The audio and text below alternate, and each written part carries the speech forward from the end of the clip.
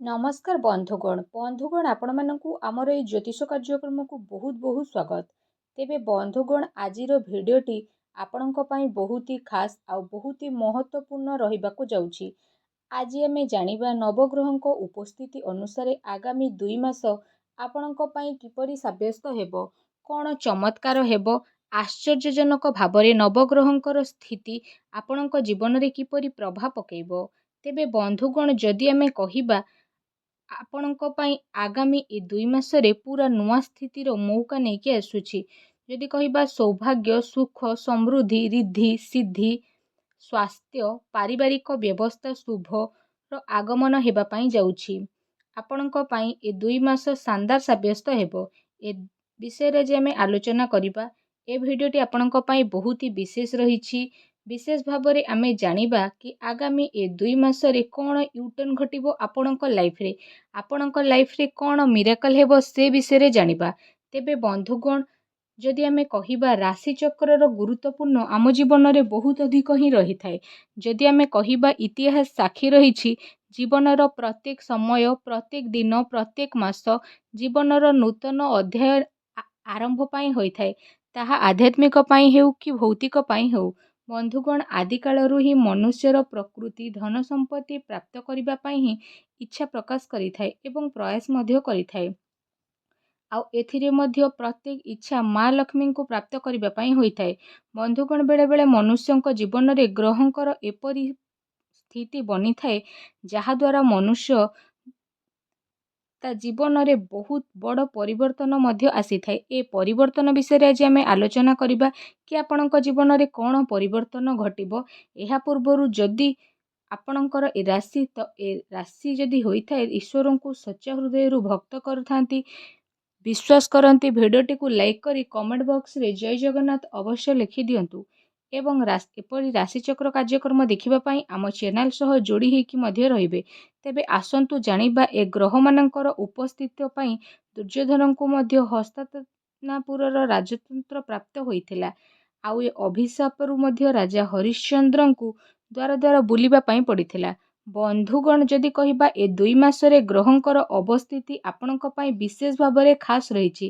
ଆପଣ ନିଜେ ଦେଖିବେ ଗ୍ରହଙ୍କର ଉପସ୍ଥିତି କ'ଣ ପରିବର୍ତ୍ତନ ନେଇକି ଆସିବ। ଆସନ୍ତୁ ଜାଣିବା ଆଗାମୀ 2 ମାସ ଆପଣଙ୍କ ଜୀବନରେ କ'ଣ ପରିବର୍ତ୍ତନ ନେଇ ଆସିବ। ଆପଣଙ୍କ ପାଇଁ ଆଗାମୀ ଏ 2 ମାସରେ ଗ୍ରହଙ୍କର ଉପସ୍ଥିତି ଶାନଦାର ରହିବ। ନୂତନ ଆରମ୍ଭ ହେବାର ସମ୍ଭାବନା ରହିଛି। ଏ ସମୟରେ ସ୍ଥାନୀୟ ବିଦେଶୀୟ ସହର ପ୍ରାପ୍ତ ହେବାର ସମ୍ଭାବନା ମଧ୍ୟ ରହିଛି ଏବଂ ଆପଣଙ୍କର ଆଖପାଖ ପରିବେଶରେ ପରିବର୍ତ୍ତନ ହେବ। ପୂର୍ବ କିଛି ମାସ ହେବ ସମୟ ଆପଣଙ୍କର ଖରାପ ଥିଲା, ଯେଉଁଥିପାଇଁ ଆପଣ ଅନେକ ମାନସିକ ଅଶାନ୍ତି ଦେଇକି ଗତି କରୁଥିଲେ। ଏବେ ସେସବୁ ଦୂର ହେବାର ନଜର ମଧ୍ୟ ଆସୁଛି। ଯଦି କୋର୍ଟ କଚେରୀର ମାମଲା ଚାଲିଛି ତ ରାୟ ମଧ୍ୟ ଆପଣଙ୍କ ସପକ୍ଷରେ ଯିବାର ନଜର ଆସୁଛି। ଏହା ସହିତ କୌଣସି ମାମଲା ପକ୍ଷପାତ ନ ହୋଇ ଆପଣଙ୍କ ସପକ୍ଷରେ ଯିବାର ମଧ୍ୟ ନଜର ଆସୁଛି। ଯଦି ଆଗରୁ କାହା ସହିତ କୌଣସି ଦ୍ୱନ୍ଦ୍ୱ ବା ମନମାଳିନ୍ୟ ଥିଲା ତେବେ ବର୍ତ୍ତମାନ ସମୟରେ ସେସବୁ ଦୂର ହୋଇ ନୂତନ ଏବଂ ଉତ୍ତମ ସମ୍ପର୍କ ଗଢ଼େଇବାର ନଜର ମଧ୍ୟ ଆସୁଛି। ଏ ମାସରେ ବିଦ୍ୟାର୍ଥୀମାନଙ୍କ ପାଇଁ ମଧ୍ୟ ଏ ସମୟଟି ଅତି ଉତ୍ତମ ରହିଛି। ଯଦି ଏ ମାସରେ କୌଣସି ଇଣ୍ଟରଭ୍ୟୁ ଆପଣଙ୍କର ରହିଛି ତ ବହୁତ ହି ଭଲ ରହିବ। ବିଦ୍ୟାର୍ଥୀମାନଙ୍କ ପାଇଁ ଏ ମାସଟି ଶାନଦାର ରହିବ। ପାଠପଢ଼ାରେ ମନ ଲାଗିବା ସହିତ ନୂତନ ପାଠପଢ଼ା ଆରମ୍ଭ କରିବା ପାଇଁ ସୁଯୋଗ ପ୍ରାପ୍ତି କରିବେ। ଆପଣଙ୍କ ପାଇଁ ଏ ମାସ ଯେତେ ଲାଭଦାୟକ ରହିଛି ତାଠାରୁ ଅଧିକ ଲାଭଦାୟକ ପୂର୍ବ ମାସ ରହିବ। କାରଣ ଏ ମାସରେ ଅନେକ ପ୍ରକାରର ସୁଖ ସୁବିଧା ଆପଣଙ୍କୁ ପ୍ରାପ୍ତ ହେବ। ଯଦି ଆପଣଙ୍କର କୌଣସି କାର୍ଯ୍ୟ ଅଧୁରା ଥିଲା ତାହା ପୂର୍ଣ୍ଣ ହେବାର ମଧ୍ୟ ନଜର ବିଶେଷ ଭାବରେ ଆସୁଛି। ତେଣୁ ପ୍ରୟାସ କରିଚାଲନ୍ତୁ, ସଫଳତା ନିଶ୍ଚିନ୍ତ ଭାବରେ ଆପଣଙ୍କୁ ପ୍ରାପ୍ତ ହେବ। ବନ୍ଧୁଗଣ କାର୍ଯ୍ୟକ୍ଷେତ୍ରରେ ଆପଣଙ୍କୁ ସୁଖ ସୁବିଧା ପ୍ରାପ୍ତ ହେବ। ଆପଣ ଯେଉଁ ଯୋଜନା ବା ଇଚ୍ଛାକୁ ପୂରା କରିବାକୁ ଅନେକ ଦିନରୁ ପ୍ରୟାସ କରୁଥିଲେ ଏବଂ ସେଥିରେ ବିଫଳ ମଧ୍ୟ ହେଉଥିଲେ, ଏବେ ସମୟ ଆସିଯାଇଛି ସେଥିରେ ସଫଳତା ସୁନିଶ୍ଚିତ ରୂପରେ ଆପଣଙ୍କୁ ପ୍ରାପ୍ତ ହେବ। ବାସ୍ ଏ କାର୍ଯ୍ୟ ସମ୍ପୂର୍ଣ୍ଣ ହେବାର ଏବେ ନଜର ଆସୁଛି। ବନ୍ଧୁଗଣ ଯେତେବେଳେ ବିଶେଷ ଭାବରେ ସୂର୍ଯ୍ୟଙ୍କର ରାଶିର ପରିବର୍ତ୍ତନ ଘଟିବ, ସଂକ୍ରାନ୍ତି ପରେ ଆପଣଙ୍କ ଜୀବନରେ ୟୁଟର୍ନ ଘଟିବ। ଆପଣଙ୍କୁ କର୍ମ ଫଳଦାତା ଆଉ ନ୍ୟାୟର ସ୍ୱାମୀ ଶନି ଗ୍ରହ ସ୍ୱରାଶିରେ ବିଶେଷ ଭାବରେ ବକ୍ରି ହେବା ପାଇଁ ଯାଉଛନ୍ତି। ଏହାପରେ ଆପଣଙ୍କୁ ଅନେକ ପ୍ରକାରର ସଫଳତା ମିଳିବ, ନୂଆ ନୂଆ ଅବସର ମଧ୍ୟ ପ୍ରାପ୍ତ ହୋଇଯିବ। ଏ ସମୟରେ ବିଶେଷ ଭାବରେ ଆପଣ ଦେଶ ବିଦେଶ ଯାତ୍ରାରେ ମଧ୍ୟ ଯାଇପାରନ୍ତି। ଭ୍ରମଣର ବିଶେଷ ଭାବରେ ଯୋଗ ବନୁଛି। କ୍ୟାରିୟରରେ ଡେଭଲପମେଣ୍ଟ ହେବ, ସଫଳତା ବି କ୍ୟାରିୟରରେ ମିଳିବ। ପ୍ରଫେସନାଲ ଲାଇଫରେ ମଧ୍ୟ ଆପଣଙ୍କୁ ସଫଳତା ପ୍ରାପ୍ତ ହୋଇଯିବ ଏବଂ ଏହା ସହିତ ଆପଣ ନୂତନ ବାହନ ବା ସମ୍ପତ୍ତି, ଜମି ଜମା, ଘର ବା ଫ୍ଲାଟ୍ ଆପଣ କିଣିପାରନ୍ତି। ଯଦି ଅନେକ ଦିନରୁ ଏସବୁ ସମ୍ପତ୍ତି କ୍ରୟ କରିବା ନିମନ୍ତେ ପ୍ରୟାସ କରି ରହୁଥିଲେ, ତେବେ ଏସବୁ ଆପଣଙ୍କ ପାଇଁ ଉତ୍ତମ ରହିବ। ଯେଉଁମାନେ ଚାକିରିରତ ଜାତକ ବା ଅଲରେଡ଼ି ଯେଉଁମାନେ କାର୍ଯ୍ୟ କରୁଛନ୍ତି, ତ ସେମାନଙ୍କର ଟିକେ ସ୍ଥିତି ମଜବୁତ ରହିବ। ଏ ସମୟରେ ଆପଣ କୌଣସି ପ୍ରଭାବଶାଳୀ ବ୍ୟକ୍ତିଙ୍କ ସହ ସମ୍ପର୍କ ବା ଦେଖା ସାକ୍ଷାତ ହୋଇପାରେ। ଯେଉଁମାନେ ବ୍ୟାପାର ବା ବାଣିଜ୍ୟ କରିଛନ୍ତି, ବିଶେଷ ଭାବରେ ଯଦି ଆମେ କହିବା ତ ସେମାନଙ୍କ ଆୟରେ ବୃଦ୍ଧି ଘଟିବ। ବ୍ୟାପାର ବାଣିଜ୍ୟରେ ନୂତନ ପରିଚୟ ଆପଣଙ୍କର ସୃଷ୍ଟି ହେବ। ନୂଆ ଆଇଡ଼ିଆ ଆପଣ ଆପଣଙ୍କ ବିଜନେସରେ ଆଡ଼୍ କରିବେ, ଯାହା ଆପଣଙ୍କୁ ଅନେକ ସଫଳତା ଏବଂ ଲାଭ ମଧ୍ୟ ପ୍ରଦାନ କରିବ। ଏହା ସହିତ ଏ ସମୟରେ ଆପଣଙ୍କ ଆର୍ଥିକ ସ୍ଥିତିରେ ମଧ୍ୟ ସୁଧାର ଆସିଯିବ। ଅର୍ଥ ଆପଣଙ୍କର ବୃଦ୍ଧି ପାଇବ। ଯେହେତୁ ଷଷ୍ଠ ଘରେ ରାହୁ ବିରାଜିତ ହେଇକି ଅଛନ୍ତି, ତ ଅନେକ ପ୍ରକାରର ସୁଖ ସୁବିଧା, ଷଷ୍ଠ ଘର ସ୍ୱାସ୍ଥ୍ୟଜନିତ ଯାହା ବି ସମସ୍ୟା ଥିଲା ତାହା ଦୂର ହୋଇଯିବ ଏବଂ ଆପଣଙ୍କୁ ଡେଭଲପମେଣ୍ଟ ମିଳିବ। ଫାଇନାନ୍ସିଆଲି ଡେଭଲପ ହେବେ, ଅନେକ ସଫଳତା ପାଇବେ।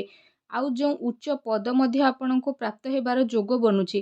ବିଶେଷ ଭାବରେ ଆପଣଙ୍କ ଜୀବନରେ ଏ ସମୟରେ ବଡ଼ ପରିବର୍ତ୍ତନ ହେବାର ଯୋଗ ବନୁଛି। ଆପଣଙ୍କର ବ୍ୟବହାର ବା କଥାବାର୍ତ୍ତାରେ ମଧ୍ୟ ପରିବର୍ତ୍ତନ ଦେଖିବାକୁ ମିଳିବ। ଆପଣଙ୍କ ଭିତରେ ନୂତନ ତେଜ ମଧ୍ୟ ଆପଣ ବିଶେଷ ରୂପରେ ଅନୁଭବ କରିବେ। ଶାରୀରିକ ଶକ୍ତି ବୃଦ୍ଧି ପାଇବ।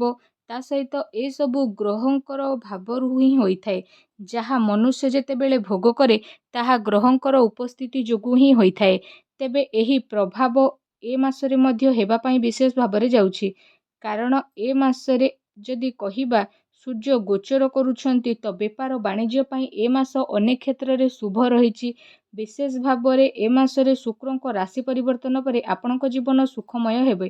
ନିଜେ ନୂତନ ଜବ୍ ପ୍ରାପ୍ତ କରିବା ସହିତ ଅନେକ ବ୍ୟକ୍ତିଙ୍କୁ ଆପଣ କର୍ମ ପ୍ରାପ୍ତି କରିବାରେ ସହଯୋଗ ପ୍ରଦାନ କରିବେ ବା ଅନ୍ୟ ପାଇଁ ଚାକିରି ଖୋଜିବାରେ ପ୍ରୟାସ ମଧ୍ୟ କରିପାରନ୍ତି, ଯାହା ଆପଣଙ୍କ ପାଇଁ ଅନେକ ଶୁଭ ହେବ। ଯଦି ଆପଣ ଅନେକ ଆଗରୁ ଚାକିରି ପ୍ରାପ୍ତ କରିଛନ୍ତି, କାର୍ଯ୍ୟରତ ଅଛନ୍ତି, ତ କାର୍ଯ୍ୟରେ ବି ସଫଳତା ପ୍ରାପ୍ତ ହୋଇଯିବ। ଯଦି କହିବା ଆପଣଙ୍କର ବ୍ୟାଙ୍କ ବାଲାନ୍ସରେ ସୁଧାର ଆସିବ, ସେୟାର ମାର୍କେଟରେ ଇନଭେଷ୍ଟ କରୁଛନ୍ତି, ତ ବି ଆପଣଙ୍କ ପାଇଁ ସ୍ଥିତି ଲାଭଦାୟକ ରହିବ। ଅର୍ଥ ଯୋଗାଡ଼ କେନ୍ଦ୍ର ବା ଅର୍ଥ ଯୋଗାଣ ସଂସ୍ଥାରେ ମଧ୍ୟ ଲାଭ ପାଇବେ। ସରକାରୀ କ୍ଷେତ୍ରରେ କାର୍ଯ୍ୟରତ ବ୍ୟକ୍ତି ରାଶି ପରିବର୍ତ୍ତନ ଯୋଗୁଁ ଇଚ୍ଛା ଅନୁସାରେ ଟ୍ରାନ୍ସଫର ବା ପ୍ରମୋସନ ପାଇବାର ଯୋଗ ବନୁଛି। ତା ସହିତ ନିଜ ପିତାଙ୍କ ସହଯୋଗରେ ଅଟକିଥିବା କାର୍ଯ୍ୟ ସଫଳତାର ସହ ପ୍ରାପ୍ତ କରିବାରେ ନଜର ଆସୁଛି। ଏ ସମୟରେ ଆପଣଙ୍କ ଭାଗ୍ୟର ସମ୍ପୂର୍ଣ୍ଣ ସାଥ ମିଳିବ। ଏ ସମୟରେ ଆପଣ ସୁରକ୍ଷିତ ଜୀବନ ବିତାଇବେ ବା ପାରିବାରିକ ସୁଖ ମଧ୍ୟ ପାଇପାରିବେ। ବୃହସ୍ପତିଙ୍କର ଭାବରେ ଉପସ୍ଥିତି ଆପଣଙ୍କର ଗୃହକୁ ଖାସ୍ ଭାବରେ ବହୁତ ହିଁ ଶୁଭ ଫଳ ପ୍ରଦାନ କରୁଛି ଏବଂ ଗୁରୁଜନଙ୍କ ସହ ମାନ ସମ୍ମାନ ବା କହିବାକୁ ଗଲେ ଉତ୍ତମ ସମ୍ପର୍କ ସୃଷ୍ଟି ହେବ ଏବଂ ସୁଖ ପ୍ରଦାନ କରିବ। ବୈବାହିକ ଜୀବନରେ ବୈଚାରିକ ମତଭେଦ ଆପଣଙ୍କର ଦୂର ହେବ। ବୈବାହିକ ସୁଖ ମଧ୍ୟ ପ୍ରାପ୍ତ ହେବ। ଆପଣଙ୍କ ପାଇଁ ବିଶେଷ ଭାବରେ ସୁଖ ସୁବିଧା ଥାଇ ମଧ୍ୟ ପୂର୍ବରୁ ଯେଉଁ କଷ୍ଟ ଭୋଗୁଥିଲେ, ଏବେ ସେ ସମୟ ଆସିଯାଇଛି। ଜୀବନର ଆନନ୍ଦକୁ ଆପଣ ଉପଭୋଗ କରିବେ, କଷ୍ଟ ଦୂର ହେବ, ସୁଖ ପ୍ରାପ୍ତ ହେବ। ତେବେ ଏହା ଥିଲା ଆପଣଙ୍କ ପାଇଁ ଆଗାମୀ 2 ମାସର ଚମତ୍କାରୀ ଆଶ୍ଚର୍ଯ୍ୟଜନକ ରାଶିଫଳ। ତେବେ ଏବେ ଆସନ୍ତୁ ଜାଣିବା ଯାହା ଅଶୁଭ ଅଛି ତାକୁ ଶୁଭତାରେ ପରିଣତ କରିବା ପାଇଁ ବିଶେଷ କରି ଖାସ୍ କରି ଆପଣଙ୍କ ପାଇଁ କିଛି ଉପାୟ। ଯଦି ଆମେ ବିଶେଷ ଭାବରେ କହିବା ଶୁକ୍ରଙ୍କ ପାଇଁ ଉପାୟ କରିବା ଆପଣଙ୍କ ପାଇଁ ବହୁତ ହି ଶୁଭ ରହିବ। ଆପଣ ପ୍ରତ୍ୟେକ ଶୁକ୍ରବାର ଦିନ ଗୋମାତାଙ୍କୁ ନିଜ ହାତରେ ରୁଟି ଏବଂ ଗୁଡ଼ ଖାଇବାକୁ ଦିଅନ୍ତୁ। ଆପଣଙ୍କର ସ୍ଥିତି ମଙ୍ଗଳମୟ ହେବ। ଏହା ସହିତ ଶୁକ୍ରବାର ହେଉ ବା ଅନ୍ୟ ସମସ୍ତ ବାରରେ ନିଜ ଦେହରେ ଅତର ଲଗାନ୍ତୁ। ନିଜ ବୃଦ୍ଧା ଆଙ୍ଗୁଳିର ତଳ ଭାଗରେ ଆପଣ ଅତର ବ୍ୟବହାର କରନ୍ତୁ। ଏହାଦ୍ୱାରା ଶୁକ୍ର ମଜବୁତ ହୋଇଥାନ୍ତି ଆଉ ଶୁକ୍ରଙ୍କର ଶୁଭ ଦୃଷ୍ଟି ପ୍ରାପ୍ତ ହୋଇଥାଏ। ଜୀବନରେ ସୁଖ ସୌଭାଗ୍ୟ ପ୍ରେମ ଭଲ ପାଇବା ପ୍ରାପ୍ତ ହୋଇଥାଏ। ଆପଣଙ୍କର କ୍ୟାରିୟରରେ ଓ ଭାଗ୍ୟର ସାଥ ପାଇଁ ସୂର୍ଯ୍ୟଙ୍କୁ ଜଳାର୍ଘ୍ୟ ଅର୍ପଣ କରନ୍ତୁ। ଆପଣଙ୍କର ମଙ୍ଗଳ ହେବ। ଜୟ ଜଗନ୍ନାଥ।